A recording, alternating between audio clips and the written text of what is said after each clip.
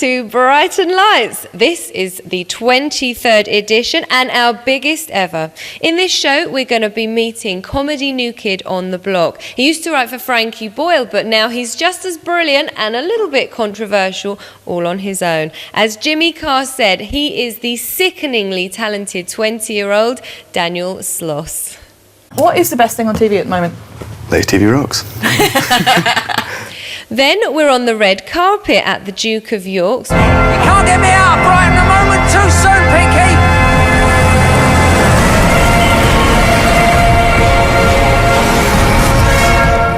And talking of film, we meet Brighton current filmmakers who are turning Hollingbury into Hollywood. Brighton's film Coalition.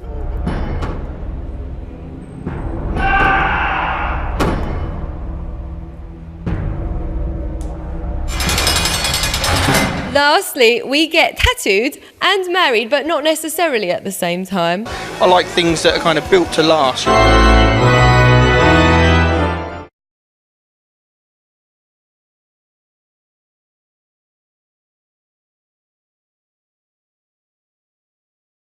And sadly, as a tribute to Brighton's greatest guitarist ever, I don't think anyone's going to dispute that. In fact, I'll go one further. One of the greatest guitarists of all time, the late, great Gary Moore.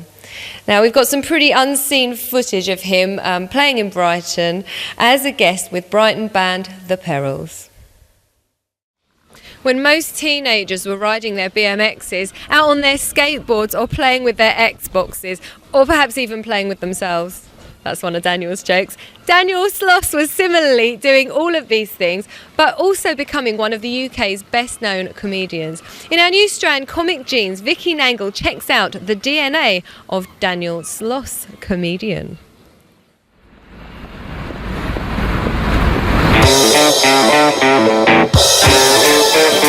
Okay, now stop!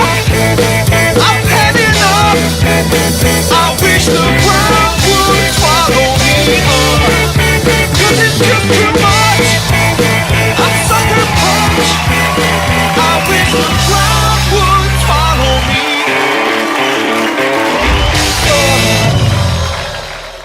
So I suppose you're all sitting there wondering, who is Daniel Sloss? Why should I care? And is it me, or does he look a little bit like a fire-damaged Macaulay Culkin? I am here with Daniel Sloss, the wonderful upcoming, just more than upcoming, you've already come up, comedian. Yeah, kind of, yeah. Yeah, you sort of, you've got your sellout Edinburgh shows, you've got your pilot. Pilot, yep. For television. This is in your teens. I'm 20 now. Yes, 20. but you did that in your teens. Yes, I did, You achieved this. I achieved that when I was still in my teens, yeah. So, what are you going to do in your 20s? Probably, hopefully, the same thing, really. Try not to cry. The fact that I'm not a teenager anymore, the fact that I'm now officially old. For me, age isn't a number, it's an attitude. I remember back in the days of vinyl records. No, I don't. As far as I'm concerned, CDs, MP3s and DVD players have always existed. I've had an iPod longer than I've had descended testicles. You've been doing stuff for ages. You were writing jokes for Frankie Boyle when he was doing Mock the Week, weren't you? Yeah, in a way. What happened was I was lucky enough, and he was kind enough to allow me to sort of shadow him, just sort of follow him around a bit during the Edinburgh Festival in 2007. And it was just because he knew I wanted to try stand-up, and he would just sit me down and talk to me about how to write jokes, and I would watch his shows, and he'd come off and he'd tell me what was done wrong, despite the fact that he'd obviously stormed it, but he was so critical, and that he was like, you have to be critical of your own material. And he sort of has a writing task for me to get me into the writing mind.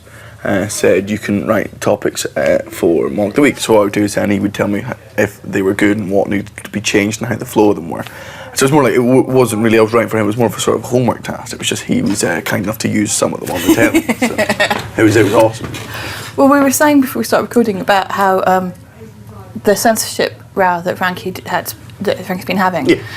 And about bad jokes, and you can't have. You were saying that you didn't believe that you can have jokes which should be censored. Well, yeah, the point is, you can't. Jokes aren't offensive. You can't. If you are offended by a joke, you are an idiot. That's a fact. The point is, jokes are not offensive. That's the definition of the word joke. It's a joke. The point is, if you're offended by a joke, you're not actually getting the joke, because it's rarely is a joke actually just vitriolic. Okay? It always has to have a punchline, otherwise it's not a joke. If it's horrible and offensive, then that's just somebody ranting, and that person, even if they aren't a comedian, they're not telling jokes, and you're right to be offended by them. But if there's a punchline, it's a joke. What they mean, they don't mean what they're saying. You know, a comedian's job is to make you laugh. I abhor political correctness. I have a handicapped son, but nowadays you can't say handicapped son. You have to say, I have a daughter.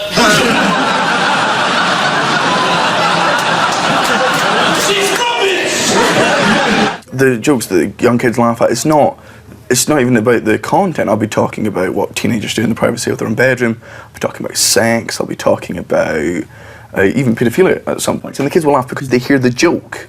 They hear the joke and they listen to the joke and they listen to the punchline. Material that's deemed offensive, which we keep away from our kids, is actually more suitable for kids than it is to adults. So you're saying that the kids can see the whole, whereas the older people who don't get it see the ingredients and don't step back in order to see the whole. Yeah, in the same way that we look at food, kids will pick up food and go, oh, that's delicious, that's amazing. Whereas, adults will pick up, oh, but it's got sugar in it, doesn't it? And you go, does it taste good? Well, yeah, it does taste good. Then bloody eat it. That's what it's about. They go, oh, but no, I may get fat. Have chocolate. Yeah, exactly. See, that's exactly what it's about. Just do this, right? It's the simplest thing. I'd love to tell you stories about my sexual experiences, but I can't for two reasons. One, I look like this, right? If I were to do a sex story, it would look and sound like a child reading out a molestation charge in court. I'd be standing there going, first, she took her trousers off. Who would you like to go and see? Your golden comedy ticket. Let's have two. Let's have one that's alive and one that's dead. Dead would be Mitch Hedberg. Heard of Mitch Hedberg? If Bruce Springsteen did stand-up comedy, I wouldn't be here. Just superb one-liner comedian, and he died when he was only in his 30s, still doing comedy. He used to be so scared of audiences. He didn't hate doing stand-up, but he was so nervous. He used to wear rose-tinted glasses so he couldn't see the audience, and he would do stuff. And he was just outstanding, just such a master of the one-liner and the surreal and jokes, and superb. And comedy-wise, alive, my top 4 favourite comics at the moment are Ed Byrne. Massive die-hard fan of Ed Byrne, have been since I was about 12 years old. The reason I got into stand-up comedy. Jason Manford is one of the finest stand-up comics I've ever seen live. I saw him at the Standing Glasgow, which is only a 170-seater, maybe 220-seater venue. This was before he did this whole arena tour thing. And in that environment, he just had me and my family in stitches. A guy called Mark Nelson, who's he's a Scottish comic. He's not done telly at all, but as a club circuit, like, just genius. And Tom Stade is just not only one of the nicest men in the world, but one of the funniest as well. So, unfortunately, I think I get to see most of those people this year, which I'm looking forward to. What actually gives yourself a kick up the backside to do that, to write new material? My mum, I'd have to say, she makes sure I take it seriously. When I turned down university to do this, she makes sure she's always there just to remind me that you've got to keep doing this. Do you remember your first gag? God, I don't think I do. I can guarantee it was about wanking. There's no doubt in my mind. You turned down university for stand-up, and that your mum has the pressure to keep you writing. How did you voice that to your parents?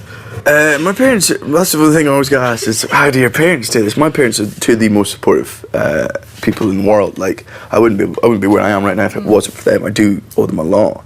And it was the fact that when I was at school, I sort of mentioned that I wanted to do it. And my dad, who, if he wasn't so monotonous and shy, would have been a stand-up himself. He's very, very funny.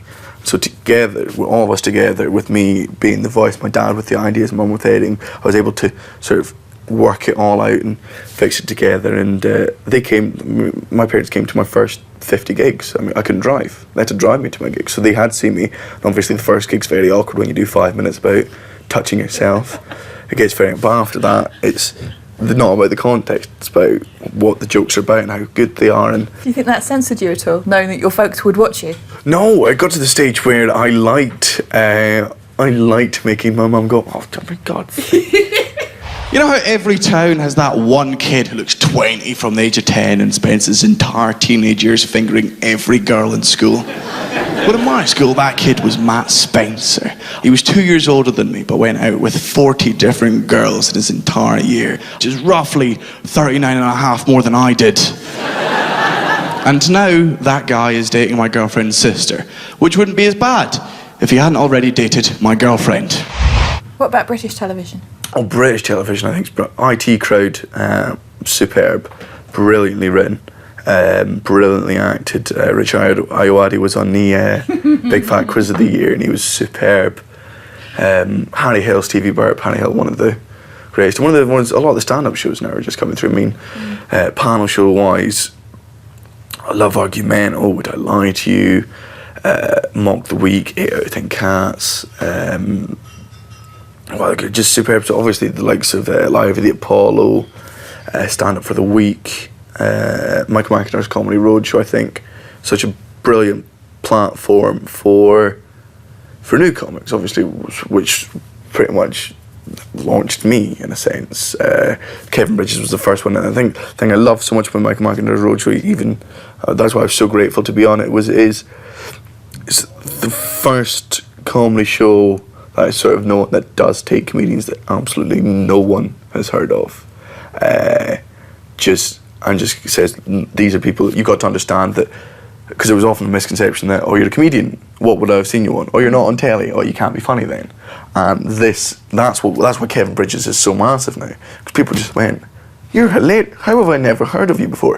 And I think what Michael McIntyre's Roadshow's done is it's sent more people to comedy clubs. They now know there are hilarious comedians out there who aren't on TV by all the main fact that maybe they don't want to do television, maybe they're not the right niche, or maybe there's too many people out there like them, they're not something new, they're just the same, but the comedy out there is hilarious, and I think that's why it's so good.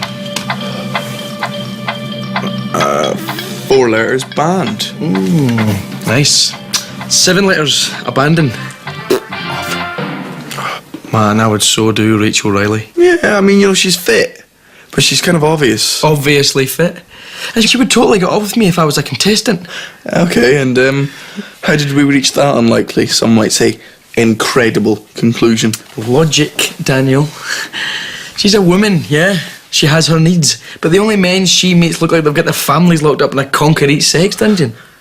I'd be a god compared to those kind of freaks. Yeah, but you seem to be assuming that she actually lives in the Countdown Studios and never meets any other men, ever. Well, yeah, exactly. Smart money, if you want it. Susie from Dictionary Corner. why? All of those years playing second fiddle to Vorderman, and now Riley sucking up all the attention. She'd be flattered that you picked her. So much so she'd have a 4-letter word ready for you. A-N-A-L. John Bishop's credited Michael McIntyre show as making his career going from... Oh, yeah.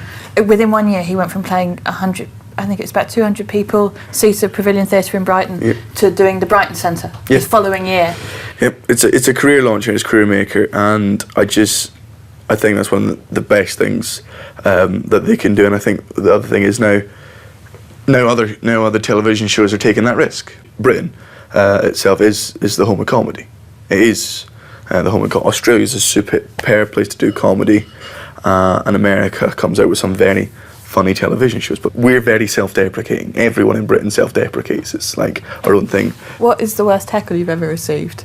My first ever gig, I walked on stage and somebody awed me. What, they went, oh, bless. Yeah, it's because I was so young. You play computer games? Love them, yeah.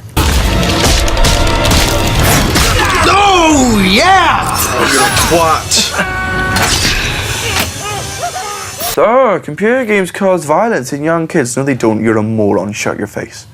It's just this whole thing. Oh, this man played this game for 16 hours straight, and then he went out and murdered a bunch of people. Coincidence? Yes. Yes, it was a coincidence. You can't ignore the fact that his parents were drug addicts, he was a drug addict, he had previous psychotic problems, and he was from Dundee. You can't ignore those facts.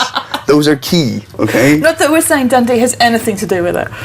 Dundee is exactly to do with it. All my mates, Dundee was the uni I was meant to be going to. What were you supposed to be studying? I was meant to be doing history. Oh. Yes, I love history. I love Dundee. It's where I go out for nights out, and people in Dundee call Dundee Scumdee, so Dundee know what they're like, and that's why I love Dundee. Who first made you laugh?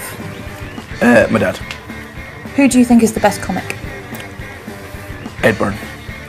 What did you want to be when you grew up? I originally wanted to be, I want to work with a zoologist. Who are you more like, your mum or your dad? Mum. Which one thing would make British comedy better? If people were stopped being offended by jokes. Which is better, big venue or small venue? Small. Who is the current golden comedy ticket to see? In my opinion, or actual fact-wise? Both. In my opinion, golden ticket, Jason Manford, live is outstanding, but I reckon actually it's probably Evans or McIntyre. Who is the next big thing? Apart from yourself? I hope so. Next big thing, Sean Walsh. What did you have for breakfast? Toast. Who last made you laugh? James Kirk. He's a comedian I was on with last night, and he's new. He just won So You Think It Funny last year, and he's hilarious, and he's also going to be one to watch. So. Thank you very much. Thank you very much. Cheers. Cheers. I've been Daniel Sloss. Good night.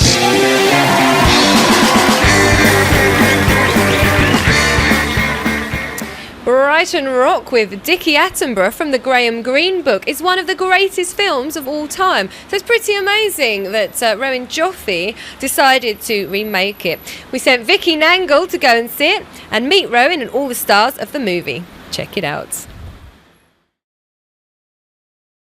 We're not remaking a classic. We're going back to the book and doing our own take on it. It won't last. I haven't even started.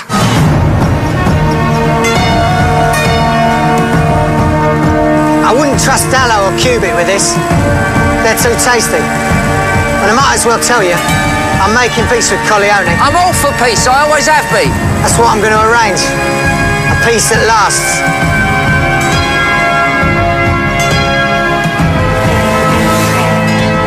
We're incredibly proud to be having our European premiere in Brighton. There's no other place that we would want it to have.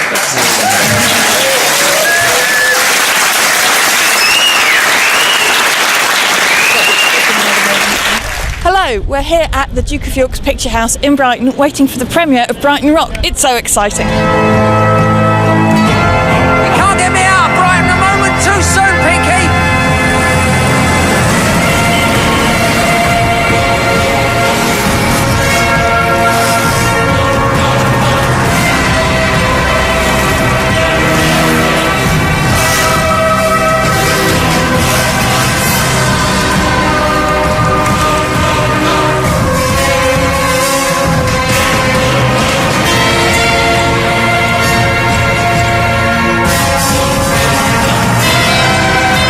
Trust me, I'm one of these.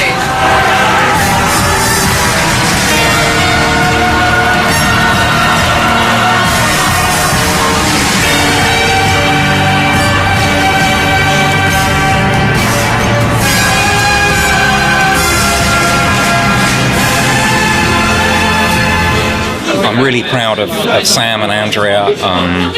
I'm delighted that Helen Mirren and John Hurt are in the film, and I think they bring the characters of Ida and Phil to life. My DOP is second to none. Shot Gladiator, as well as Robin Hood. I was lucky as a first-time director to have so much talent, and you can see it on screen. And yeah, I'm really proud of that. You know, I had a lot of faith in Rowan. He's buried himself so deep in Graham Greene and everything that man is. Your boy's a murderer, Rose. And everything that the story is, thematically, emotionally, socially, to such an extent that I thought it was going to be good. I know I speak for myself and the cast and the crew and all our producers when I say that This has been a 2.5-year-long passion project, born of a deep love and respect for both the book and the film. But what I hadn't anticipated is the aesthetic of it, you know, that reflected everything that he'd excavated about Green. It was a real feast for me on every level, you know, on many levels. How was it having such an illustrious supporting cast in this with Helen Mirren and John Hurt? It's intimidating, but it's exciting. It did give me a lot of confidence, you know, when Helen said she loved the script and John, it does furnish you with a special sense of I must be doing something right.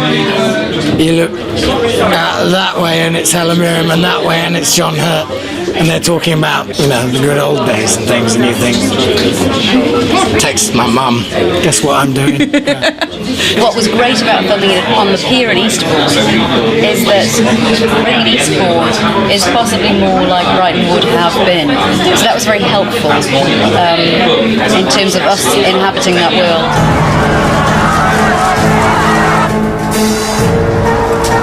How much research did you put into what it would mean to be a teenager in that period? My relationship with Rose as a character, it was very instinctive. What did you tell her? I told her I'd never seen Fred out before. Imagining being young, you know, being Rose's age and being in love for the first time, it couldn't involve research. There's nothing you could read that would describe that. You said he was mixed up with her mum. It's a kind of nubile quality that you have emotionally, a naivety, but it's such a complex feeling as well. And she is simultaneously naive and complex as a character. Scared?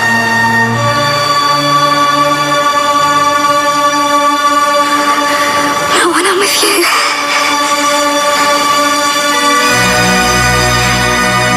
I gather you got funding from the British Film Institute.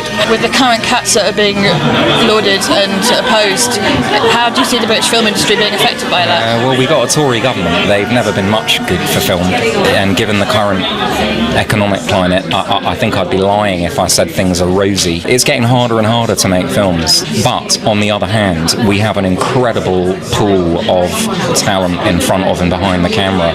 And if there's any kind of special relationship between England and the States, it's probably in terms of our film industries. Hollywood draws on British talent all the time, and to that extent, if nothing else, the British film industry is alive and well.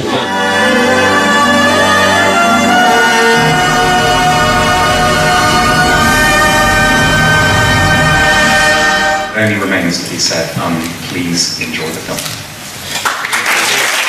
We thought Rowan did really well with Brighton Rock. We particularly liked the way that he updated the female characters. Lots of women are now actually making movies in Brighton, and a few men too. Sarah Angel went to meet the Brighton Filmmakers Coalition.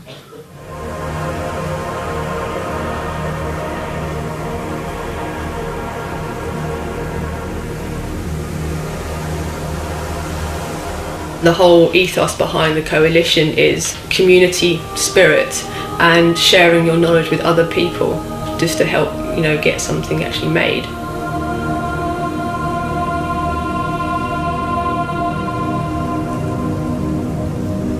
The weekly meetings have been running, I think, every Sunday at 6 o'clock for over 2 years. Hi, my name is Sarah Angel, and today we're talking to Adrian and Emma from the Brighton Filmmakers Coalition. From when they have an idea and they want that to grow into something or have funding ideas, absolutely anything, it's completely open. We share equipment, we share skills, we share, you know, pretty much everything. And try to help people from start to finish. And anybody can attend these meetings, can They're they? completely open, free for anyone, from professionals to amateurs to hobbyists. I think this is my personal favourite of all the Brighton ghost stories. So how about you tell us a little bit about the coalition, because you didn't actually start it yourselves, did you? Yeah, the guys have actually made Brighton Walk. Tell us about Brighton Walk. Brighton Walk is a feature stoner film that was made a few years ago, and off the back of that, the guys who made it actually started the Brighton Filmmakers Coalition. Action. I moved back from Leeds down to this area, and I was looking to get involved in filmmaking to keep my hand into things. And the first meeting I went to was the launch of a film challenge. So I got involved in that, and it kind of took off from there. But we can't accept that as an excuse. I'm just doing my job. I have to do my job. I needed someone to actually help me with all the admin work and the creative side of it as well, and organising the challenges, because we run them like 4 times a year.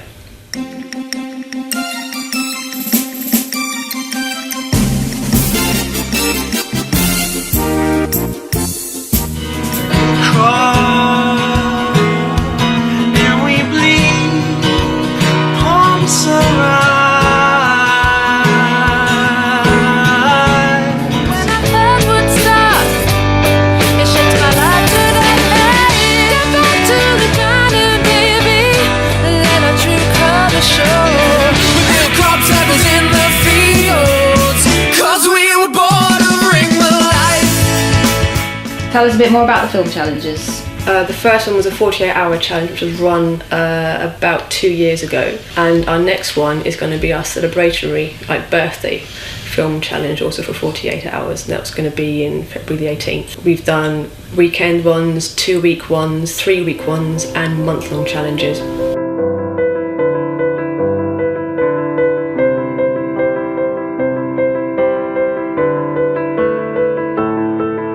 So this is something that anybody can really get involved with, just about building a crew together, coming up with an idea and producing something within a time frame to a brief. Yeah, basically all you have to do is turn up on the night, and from there, you know, you can either do your own personal project, or we'll put you into groups, and as long as you stick with that group, you're guaranteed to have a film at the end of it.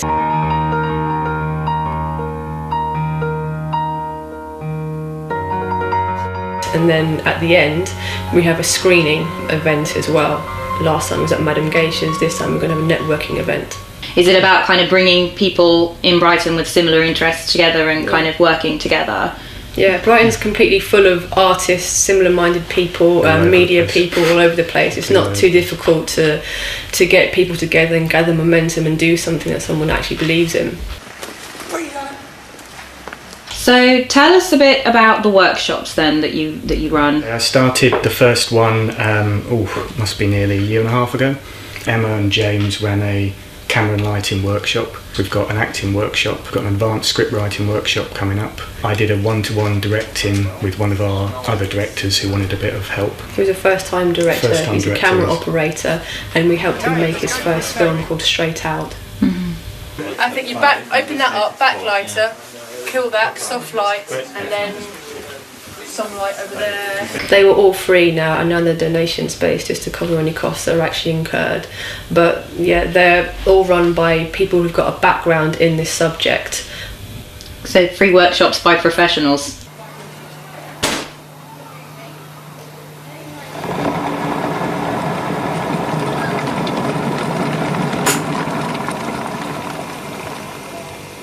Whenever I'm alone with you, you make me feel like I'm whole again. And we've got online video tutorials which are starting to be made next month, and we've got a professional editor hopefully coming in to do a talk as well. We've got over 500 Facebook members and almost 150 on the website. So you mentioned Facebook. Obviously you kind of have this representation online through your website. Can you tell us a little bit about that? The website is filmcoalition.co.uk. It's going to be under some changes soon to make it a little bit prettier, a bit easier to use. On Facebook, it's Brighton Filmmakers Coalition. Interesting times with workshops and everything becoming more regular. Where do you see the Film Coalition going in the future? We've got to build on the basics that we already got at the moment, and just strengthen that, I think. We're going to strengthen that. We do want to run more workshops, more variety of workshops. We need to do a director's one, and the website's going to be redesigned as well and revamped, so we want people to become more engaged with that as well, with forums and the profiles and uploading all their own work as well. I have no doubt whatsoever that science will prove that the reports of a creature that stalked a night are entirely without foundation or merit. I never thought much of the man myself. You didn't know him? My wife dealt with him mostly. I spend a lot of time away from the shop. I've got my deliveries and I've got my inventions. You did go up to the castle. I've invented a new kind of hammer. And the gentlemen don't want to hear about your hammer. Tell them about the time you went to the castle. Shelley's Universal Hammer, I call it. All our work's actually online on YouTube and Vimeo.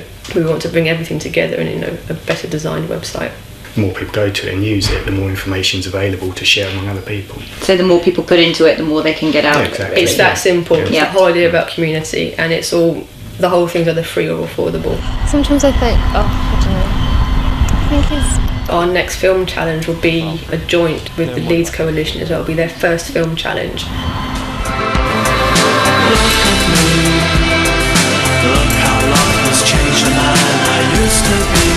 It's Marwood Cafe, it's the 18th, come along at about 7 o'clock, 48-hour challenge, launching Friday, the Saturday, and then you hand in again at the Marwood Cafe at 8 o'clock. By the time the doors close at the Marwood, you've got to hand your films in. David? We've just done a massive survey because we're not, a council or government group. We're not official. We have to answer to our members. So we asked our members what they thought and where we should be going. And pretty much most of them said they wanted to not become a funding-led group. They wanted to actually become more of an affordable, community-based group, which is what we are now. Thanks a lot for your time then, guys, and good luck with everything. Thank you. Wow. Sarah has been really busy this week. Not only has she been talking to filmmakers, but also to tattoo artists and The Tattooed. So please check out these visual treats at the Tattoo Convention.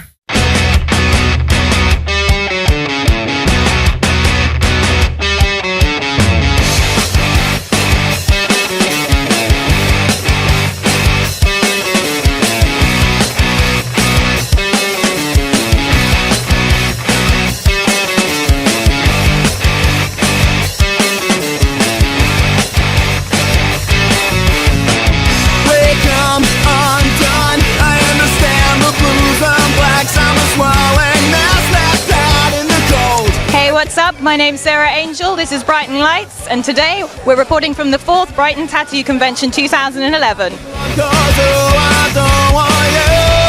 Hi, we're talking to Kerry and she's from London. Kerry, tell us a bit about your tattoos. No matter what time of day, I never leave the house without my red lipstick, so I got one tattooed on my arm so I can put it on if I ever run out. What's the most painful tattoo that you've ever had? The most painful was probably my feet. And that's probably the only tattoo that's actually made me cry.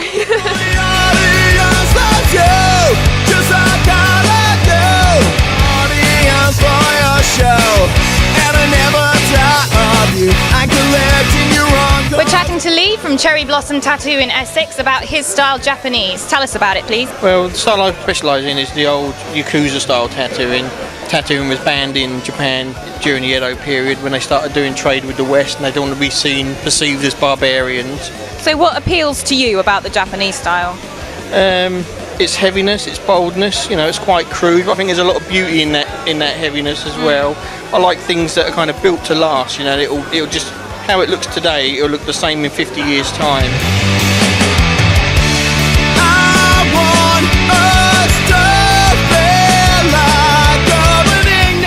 This is Sarah Angel reporting for Latest TV. We've had a long day here at the Brighton Tattoo Convention and we can't wait for next year. Thanks for watching.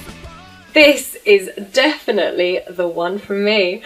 So for all of you brides-to-be, you should check out what Julianne Gilbert did.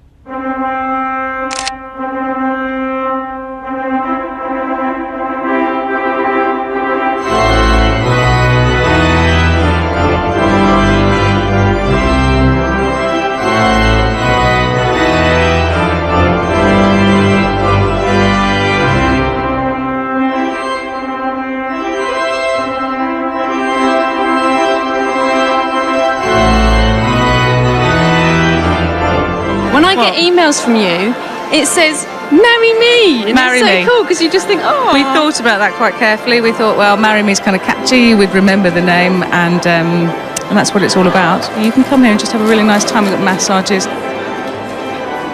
and chocolate, casino tables, burlesque and all sorts, and it's just really good Sexy fun. ladies, the burlesque, chocolate, sexy ladies. loads of you could just come here and have a good little time. I know. Well, we asked people to make sure that they, really involve themselves. We wanted it to be more interactive because otherwise you can wander around and everyone's just giving you leaflets. That's so boring. We don't do that. My website, marrymeweddingfair.co.uk. About there, Piotr? Right here. When you do your clever thing on the screen. So I'm gonna try some nice chocolatey. And let me see if I can get something that will make me a little bit happy. This is amazing. You could have an orgasm from eating this vanilla cake.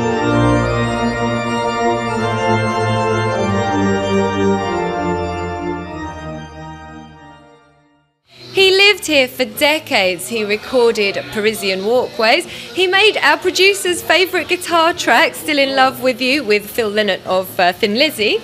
He played with everyone from George Harrison to B.B. King. He was a humble guy. He often played right here in the Ranelagh pub on St James's Street, Brighton. It's the home of, Brighton country and blues scene. He was simply the best. Gary Moore.